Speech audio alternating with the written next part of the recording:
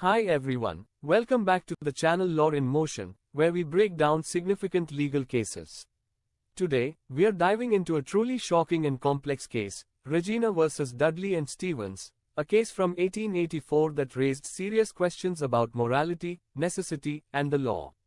This case centers around a shipwreck, survival, and the ultimate question, can the law ever allow killing in order to survive? It's a story that continues to be studied and debated in law schools around the world today. The events that led to this case began in July 1884. Four men, Tom Dudley, Edwin Stephens, Edmund Brooks, and Richard Parker, were stranded in the South Atlantic Ocean after their yacht, the Mignonette, sank in a storm. They were left adrift in a lifeboat with no food, no water, and no hope of rescue in sight. After several days of hunger and thirst, the men were growing desperate. They had no food, and the only liquid they could drink was their own urine.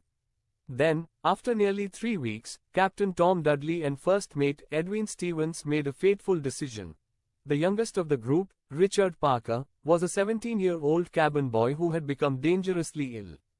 Dudley and Stephens decided to kill Parker and eat his body to survive.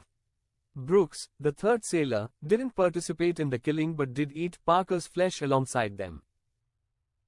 4 days later, the men were rescued by a passing ship. When they returned to England, Dudley and Stephens were charged with murder. But here's where things get complicated. They didn't deny what they had done, but they claimed it was necessary for their survival.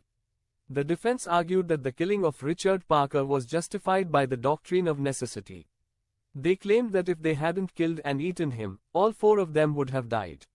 The question before the court was, does necessity provide a legal justification for murder? The doctrine of necessity is a legal concept that allows a person to break the law if it is the only way to prevent a greater harm.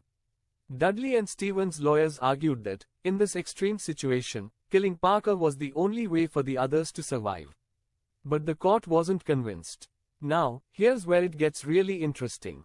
The court had to balance two key principles, the sanctity of human life and the need to recognize exceptional circumstances. So, what did the judge do? The court ruled that necessity was not a defense to murder. Dudley and Stephens were found guilty of killing Richard Parker.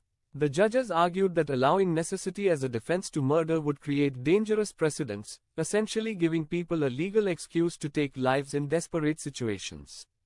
However, this wasn't the end of the story. Dudley and Stephens were initially sentenced to death, but public sympathy for their situation was high, and the sentences were later commuted to 6 months in. Regina vs. Dudley and Stephens case is still widely debated today, especially in discussions about criminal law and ethics. On one hand, the court upheld the principle that human life is sacred and cannot be taken, no matter how desperate the situation. On the other hand, some argue that in cases of life and death, survival instincts are a natural human response. So, what do you think? Should necessity be a valid defense in situations like this, or should the law always draw a hard line when it comes to taking another life? The legacy of Regina vs. Dudley and Stephens extends far beyond its immediate outcome.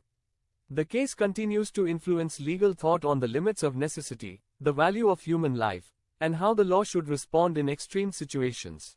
The doctrine of necessity is a legal principle that allows a person to commit what would otherwise be an illegal act if it is done to prevent greater harm. This principle recognizes that, in extreme situations, an unlawful act may be justified if it is necessary to protect life or property, and there is no reasonable alternative available. Section 81 of the Indian Penal Code, IPC, reflects this doctrine. It states that an act, which would otherwise be an offense, is not considered a crime if it is done without criminal intent and is necessary to avoid harm to a person or property.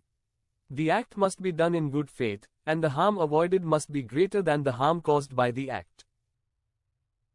That wraps up our discussion of the historic case of Regina vs. Dudley and Stephens. Let us know your thoughts in the comments below.